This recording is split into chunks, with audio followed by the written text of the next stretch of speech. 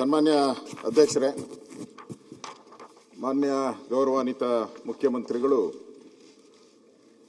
ತಮ್ಮ ದಾಖಲೆಗಳ ಬಡ್ಜೆಟ್ ಅನ್ನು ಮಂಡನೆ ಮಾಡಿದ್ದಾರೆ. ದಾಖಲೆಯ ಮುಖ್ಯಮಂತ್ರಿ, ದಾಖಲೆಯ ಬಡ್ಜೆಟ್, ದಾಖಲೆಯ ದಿನಗಳು, ದಾಖಲೆಯ ಪದಗಳು. ಈ ಬಡ್ಜೆಟ್ಟು ನನಗೆ ಅವಕಾಶ ತಾವು ಮಾಡಿಕೊಟ್ಟಿದ್ದೀರಾ. ತಾವು ಕೂಡ ಈಗ ರಂಜಾನ್ ಹಬ್ಬದ ಉಪವಾಸದಲ್ಲಿದ್ದೀರಾ. ಉಪವಾಸದಲ್ಲಿ ಸ್ವಲ್ಪ ಕೋಪ ಜಾಸ್ತಿ ಇರ್ತೈತೆ. ದಯವಿಟ್ಟು ಶಾಂತತೆಯಿಂದ ಕೇಳಬೇಕು ಅಂತ ನಿಮ್ಮಲ್ಲಿ ಫಸ್ಟ್ ವಿನಂತಿ. ಯಾಕಂದರೆ ಸದಾ ನನಗೆ ಬೆಂಬಲವಾಗೇ ಇದ್ದೀರಾ, ಇದುವರೆಗೂ ನನಗೆ ಬೆಂಬಲವಾಗಿದ್ದೀರಾ. ಆಗ ನೋಡಕ್ಕೆ ಹೋದ್ರೆ ನನಗೆ ಬೆಂಬಲವಾಗಿದ್ದೀರಾ. ಸನ್ಮಾನ್ಯ ಅಧ್ಯಕ್ಷರೇ, ಈ ಬಡ್ಜೆಟ್ ಮಾನ್ಯ ಮುಖ್ಯಮಂತ್ರಿಗಳು ಏನು ಮಂಡನೆ ಮಾಡಿದ್ದಾರೆ,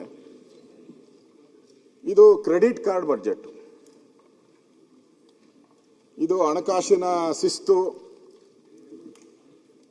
ಪಾಲನೆ ಇಲ್ಲ, ಸಾಲದ ಆಕ್ಸಿಜನ್ ಮೇಲೆ ನಿಂತಿರುವಂಥದ್ದು. ಆಕ್ಸಿಜನ್ ಮೇಲೆ ನಿಂತಿದ್ದು, ಸಾಲದ ಆಕ್ಸಿಜನ್. ನಮ್ಮ ಡಾಕ್ಟರ್ಗಳು ಇಲ್ಲ ಬಂದಿಲ್ಲ, ಡಾಕ್ಟರ್ಗಳು ಹೇಳ್ತಾರೆ, ಈ ಪೇಷಂಟು, ತಾವು ಹೆಲ್ತ್ ಮಿನಿಸ್ಟರ್ ಆಗಿದ್ದೀರಿ, ಏನೋ ಸ್ವಲ್ಪ ಅತಂತ್ರ ಆಗ್ತಾನೆ, ಅವ್ರ ಪೇರೆಂಟ್ಸ್ ಎಲ್ಲ ಬಂದು ಗಲಾಟೆ ಮಾಡ್ತಾರೆ ಅಂದಾಗ ಏನು ಮಾಡ್ತಾರೆ, ಮೆಲ್ಲಗೆ ಶಿಫ್ಟ್ ಮಾಡಿಬಿಡ್ತಾರೆ, ವೆಂಟಿಲೇಟರ್ಗೆ ಶಿಫ್ಟ್ ಮಾಡಿಬಿಡ್ತಾರೆ. ಪೇರೆಂಟ್ಸ್ ಬಂದಾಗ ಹೇಳ್ತಾರೆ, ಇಲ್ಲ ಏನು ಪರವಾಗಿಲ್ಲ, ಬದುಕಿದ್ದಾರೆ ಅಂತ. ಡಾಕ್ಟ್ರಿಗೆ ಗೊತ್ತಿದೆ ಸತ್ತೋಗ್ಬಿಟ್ಟಿದೆ ಕೇಸು ಅಂತ.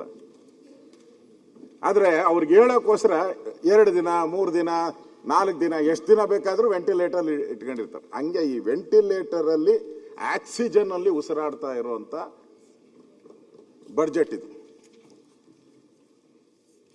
ಇದು ಜನಗಳನ್ನ ಸಿದ್ದರಾಮಯ್ಯನವರ ಒಂದು ಟ್ಯಾಕ್ಟಿಸ್ ಇದೆಯಲ್ಲ, ಆ ಟ್ಯಾಕ್ಟಿಸ್ ಅಲ್ಲಿ ಒಂಥರ ಮಂತ್ರ ಮಾಡಿ ಅಂಕಿ ಸಂಖ್ಯೆಗಳನ್ನ ಏರುಪೇರು ಮಾಡಿಕೊಂಡು ಅಡ್ಜಸ್ಟ್ ಮಾಡಿಕೊಂಡು ಈ ಒಂಥರ ಇದ್ರ ಮೇಲೆ ಸರ್ಕಸ್ ಹಗ್ಗದ ಮೇಲೆ ನಡೀತಾರಲ್ಲ, ಹಂಗೆ ನಡೆದಿದ್ದಾರೆ. ಇದು ಸರ್ಕಸ್ನ ಹಗ್ಗದ ಮೇಲೆ ನಡೀತಾ ಇರುವಂತ ಸಿದ್ದರಾಮಯ್ಯನವ್ರನ್ನ ನಾವು 17ನೇ ಬಡ್ಜೆಟ್ ಅಲ್ಲಿ ನೋಡ್ತಾ ಇದ್ರಿ. 17ನೇ ಬಡ್ಜೆಟ್ ಅಲ್ಲಿ ಇದೊಂಥರ ನನಗನ್ಸತ್ತೆ ಖಾಲಿ ಟ್ರಂಕ್. ಇದು ಒಂಥರ ನಾವು ಹೇಳಿದಿರಿ ಖಾಲಿ ಚೊಂಬು ಅಂತ. ಡಿ ಕೆ ಶಿವಕುಮಾರ್ ನೆನ್ನೆ ಹೋಗಿದ್ರಲ್ಲ ಸೆಂಟ್ರಲ್ ಗವರ್ಮೆಂಟ್ಗೆ, ಅವ್ರು ಹೇಳ್ಬೇಕು ಏನಕ್ಕೆ ಹೋಗಿದ್ರಿ ಅಂತ.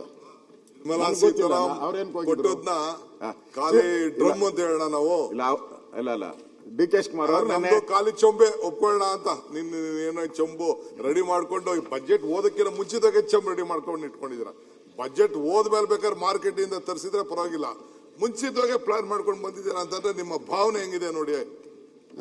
ಇಲ್ಲ ಭಾವನೆ, ನಾವು ಅರ್ಧ ಬಡ್ಜೆಟ್ ಓದ ನಿರ್ಮಲಾ ಸೀತಾರಾಮ್ದು ಏನ್ ಬಜೆಟ್ ಕೊಟ್ರು ಅದನ್ನ ಖಾಲಿ ಡ್ರಮ್ಮು ಅಂತ ನಾವು ಎಕ್ಸ್ಪ್ಲೇನ್ ಮಾಡಿ. ಆಯ್ತು, ವೆರಿ ಗುಡ್. ಕೆ ಶಿವಕುಮಾರ್ ಅವರು ಸಿದ್ದರಾಮಯ್ಯ ಅವರು ಸಪೋರ್ಟ್ ಮಾಡ್ತಿದ್ದಾರೆ ಅಂದ್ರೆ ಏನೋ ಒಳ್ಳೆ ಸುದ್ದಿ ಬರ್ತಿದೆ ಅಂತ ಅನಿಸ್ತಾ ಇದೆ. ನೋಡಪ್ಪ, ನೀವ್ ಅದೆಲ್ಲ ಕನ್ಸ್ ಕಾಣಕ್ ಹೋಗ್ಬೇಡ. ಕನ್ಸಿಲ್ಲ. ಒಂದ್ ನಿಮಿಷ ದೇಶ, ನೀವು ನಮ್ಗೆ ಏನಂದ್ರೆ ಸ್ಟಾರ್ಟಿಂಗ್ ನೀವು ಬಜೆಟಿನ ಪೂರ್ವಭಾವಿ ಸಭೆಗೂ ನೀವು ಮುಖ್ಯಮಂತ್ರಿಗಳ ಜೊತೆಗೆ ಮಾತುಕತೆಗೆ ಹೋಗ್ಲಿಲ್ಲ. ನಾನು ಬಜೆಟ್ ಮಾರನೇ ದಿನದ ಎಲ್ಲ ಪತ್ರಿಕೆ ನೋಡಿದೆ, ನಿಮ್ದು ಒಂದು ಕಾಮೆಂಟ್ ಇಲ್ಲ. ಏನ್ ನಡೀತಿದೆ ಅನ್ನೋದು ಅರ್ಥ ಆಗ್ಲಿಲ್ಲ. ಈಗ ನೀವು ದಡಾರ ಅಂತ ನಿಂತ್ಕೊಂಡ್ಬಿಟ್ರದ್ ನೋಡಿದ್ರೆ ಇಡೀ ಬಜೆಟ್ ಪೂರ್ವಭಾವಿ ಸಭೆಯಲ್ಲಿ ನಿಮ್ 2 ಇಲಾಖೆ ಸಭೆಗೆ ನೀವು ಹೋಗ್ಲೇ ಇಲ್ಲ. ಕಾಮೆಂಟ್ ಅಲ್ಲಿ ಇಡೀ ಪೇಪರ್ ಅಲ್ಲಿ ಒಂದು ಕಾಮೆಂಟ್ ಇಲ್ಲ. ಉಪಮುಖ್ಯಮಂತ್ರಿದು ಬಜೆಟ್ ಚೆನ್ನಾಗಿದೆ ಅಂತಾನೂ ಇಲ್ಲ, ಚೆನ್ನಾಗಿಲ್ಲ ಅಂತಾನೂ ಇಲ್ಲ. ನಾನು ಏನೇನು ಹೇಳ್ಬೇಕು ಎಲ್ಲ ಹೇಳಿದೀನಿ ನೋಡಿ. ಏನೇನು ಹೇಳ್ಬೇಕು ಎಲ್ಲ ಡೆಲ್ಲಿಯಲ್ಲಿ ಹೋಗಿ ಹೇಳಿ ಬಂದಿದ್ದಾರೆ ಅವರು.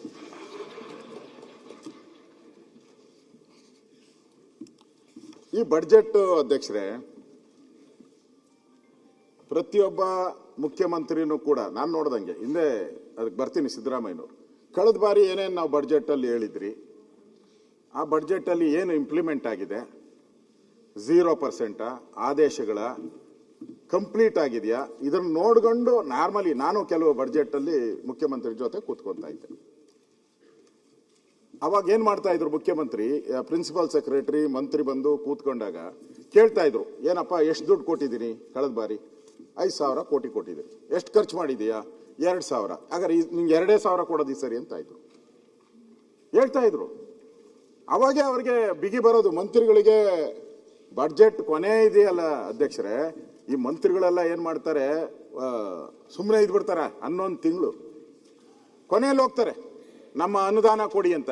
ಸರಿನೇ ಖರ್ಚು ಮಾಡಿರಲ್ಲ, ಅದನ್ನ ನೋಡೇ ಇಲ್ಲ ಮುಖ್ಯಮಂತ್ರಿಗಳು, ಅದರಲ್ಲಿ ಏನಿದೆ ಅಂತಾನೂ ನೋಡಿಲ್ಲ. ಇವತ್ತು ಇದು